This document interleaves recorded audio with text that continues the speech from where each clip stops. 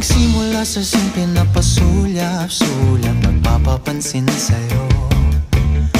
Umabot sa palitan ng mga mensahe, kilig na kilig ako. Kumusta, kain na, hello, magandang umaga. Ingat ka, pahinga, huwag kang masyadong magpupuyat pa. Naramdaman ng puso na dahan-dahan na pang nahuhulog sa'yo. Sa kada araw natin na pag-uusap, meron ng